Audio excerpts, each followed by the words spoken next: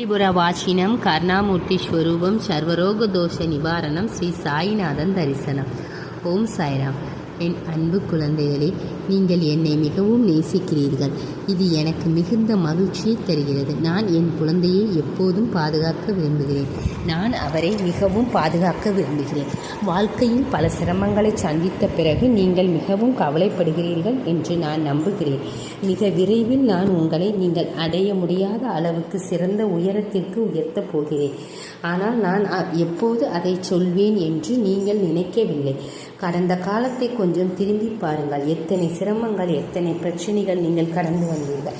காலம் உங்களுக்கு நிறைய கற்றுக் கொடுத்துள்ளது. நீங்கள் அதை பற்றி கொஞ்சம் யோசித்தால் உங்களுக்கு புரியும். உங்கள் குடும்பத்துடன் நீங்கள் கடந்து வந்த கஷ்டங்கள், என்ன செய்வது என்று தெரியாத சிரமங்களில் நீங்கள் பல தூக்கமில்லாத இரவுகளை கழித்த சிரமங்கள், நீங்கள் இதையெல்லாம் ஒரு முறை யோசித்து பார்த்தால் உங்கள் நண்பர்களும் உங்கள் ஊழியர்களும் உங்கள் உறவினர்களும் கூட உங்களுடன் இருக்கிறார்கள் என்பதை நீங்கள் புரிந்து கொள்வீர்கள். உங்களுக்கு நெருக்கமானவர்கள் எப்போது எங்கே இருக்கிறார்கள். ஆனால் அத்தகைய நேரத்திலும் யார் உங்களுடன் இருந்தாலும் இல்லாவிட்டாலும் இந்த சாய் எப்போதும் உங்களுடன் இருப்பார். யார் உங்களுடன் இருந்தாலும் இல்லாவிட்டாலும் நான் உங்களை இந்த நம்பிக்கையை நீ மனப்பூர்வமாக உணர்ந்திருப்பாய் என்று நான் நினைக்கிறேன்.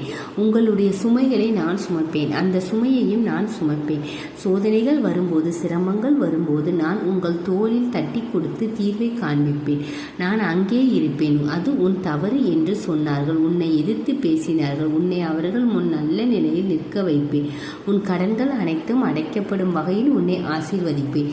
நீ கடன்களில் மூழ்கும் போது, நீ கஷ்டங்களில் மூழ்கும் போது உனக்கு தைரியம் தந்து சரியான பாதையை காட்டும் இந்த சத்குரு இருக்கிறார் என்பதை ஒருபோதும் மறந்து விடாத. உன் வீட்டை நான் ஒரு தாழ்வாரமாக மாற்றி இருக்கிறேன். எல்லாவற்றையும் உனக்கு சாதகமாக மாற்றி இருக்கிறேன். என் குழந்தையை, நீ எப்போதும் என் அன்பான குழந்தை, என் அன்பான பக்தன். எல்லோரும் தங்கள் செல்வத்தை பற்றி பெருமையாக பேசுகிறார்கள். நீ அப்படி சொன்னாலும் நீ இப்படிப்பட்ட விஷயங்களை ஒருபோதும் எதிர்பார்க்கவில்லை. நீ அப்படி சொல்லவே இல்லை. எல்லோரும் முதலில் என் கோவிலில் தங்க இடம் தேடுகிறார்கள். ஆனால் நீ என் கருணைக்காக பிரார்த்தனை செய்து கொண்டே இருக்கிறாய். எல்லோரும் தங்கள் கவலைகளை போக்க என்னிடம் வருகிறார்கள். ஆனால் நீ இந்த சாயை பார்க்கத்தான் என்னிடம் வந்தாய், இல்லையா குழந்தையே? ஆனால் நீ எப்போதும் எனக்கு அமைதியாகவும் கீழ்ப்படிதலுடனும் இருக்கிறாய். உன் ஆசைகள் நிறைவேறாவிட்டாலும் நீ என்னை எந்த தொந்தரவும் செய்யாமல் பொறுமையாக காத்திருக்கிறாய். நான் உனக்கு நல்லது செய்வேன் என்று சொல்லி நீ பொறுமையாக காத்திருக்கிறாய். நான் உனக்கு நிச்சயமாக நல்லது செய்வேன் என் குழந்தையே. நான் அதை செய்வேன். நீங்கள் இவ்வளவு காலமாக பொறுமையாக காத்திருந்தது காலத்தை கடந்து விட்டீர்கள். ஆனால் நான் உங்களுடன் இருப்பதன் மூலம் காலத்தை கடந்து விட்டேன் என்பதை நினைவில் கொள்ளுங்கள். நான் உங்களுடன் எவ்வளவு காலம் இருந்தாலும் உங்களுடன் இருந்த அந்த நேரத்தில் எப்போதும் உங்களை பற்றி நினைத்தேன். என் குழந்தைகள் எப்போதும் நன்றாக இருக்க வேண்டும். இந்த சாய் பக்தர்கள் எப்போதும் மகிழ்ச்சியாக இருக்க வேண்டும். என் குழந்தையே, நீ மாற மாட்டாய். உன் மனம் நிறைய முதிர்ச்சி அடைந்து உள்ளது. இப்போது நீ விரும்புவதை நான் உன் முன் வைப்பேன். நீ விரும்புவதை எடுத்துக்கொள். இந்த உலகில் நல்லவர்களுடன் சேர்ந்து கெட்டவர்களையும் உன் முன் வைப்பேன். எது நல்லது எது கெட்டது என்பதை நீயே முடிவு செய். அது நடந்தாலும் அது நல்லதுதான். நீங்கள் என்னை பாதுகாப்பீர்கள் என்று நினைத்து பாபா, எனக்கு தேவையில்லாத கெட்டவர்கள் எந்த பயமோ பதட்டமோ இல்லாமல் வெளியே அனுப்புங்கள் என்று முழு மனதுடன் என்னிடம் கெஞ்சினீர்கள். அதுதான் உங்களிடம் எனக்கு பிடித்த ஒரு நல்ல விஷயம். அவர்கள் உங்களை திட்டினால் அவர்கள் சொன்னதை சொல்லிவிட்டு போய்விடுங்கள். அவர்களை பற்றி எனக்கு எல்லாம் தெரியும். அதேபோல் நீங்கள் நல்லதுக்கு நல்லது என்றும் கெட்டதுக்கு கெட்டது என்றும் சொன்னால் நான் உங்களை விட்டு விலக மாட்டேன். நீங்கள் வாழும் காலத்தில் கவனமாக இருக்க வேண்டிய அதிகம் உங்களுக்கு தெரிந்தோ தெரியாமலோ நீங்கள் நினைக்கும் அனைத்தையும் ஒவ்வொன்றாக உங்கள் முன் வைப்பேன்.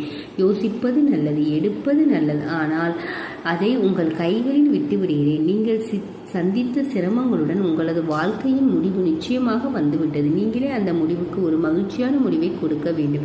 உங்கள் வாழ்க்கையில் நீங்கள் எடுக்கும் ஒவ்வொரு அடிக்கும் ஒரு கணக்கீடு உள்ளது. உங்களுக்குள் இருக்கும் பயத்தை ஒதுக்கி வைத்துவிட்டு இது நடக்குமா என்று கவலைப்படாதீர்கள்.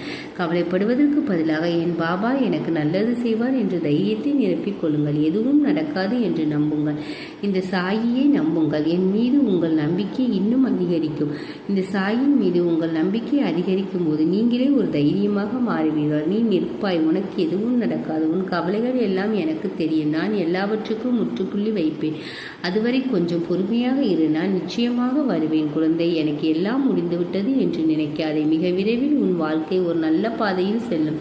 எல்லாவற்றையும் சரி செய்ய நான் இங்கே இருக்கிறேன் இல்லையா? இப்போது என்னை நம்பி எல்லா வேலைகளையும் தொடங்கு. என்ன செய்வது என்று யோசிக்காதே. படிகளை எடுத்து மற்ற அனைத்தையும் செய். அது என் பொறுப்பு. நான் உன்னை ஒரு நல்ல பாதையில் கொண்டு செல்வேன். நான் எல்லாவற்றையும் சரி செய்வேன். என்னை நம்பி உன் எல்லா வேலைகளையும் செய். அந்த சுதந்திரத்தை எனக்கு கொடு. என்ன செய்வது? ஆனால் நீ படிப்படியாக யோசித்து செயல்படு. உன் தந்தை மற்ற அனைத்தையும் கவனித்துக் கொள்வார். நல்ல எண்ணங்கள் எப்போதும் நன்றாக மாறும். அந்த நன்மை உனக்கு நடக்க நான் எப்போதும் உன்னுடனே இருப்பேன் என் குழந்தையே. ஓம் சாய்.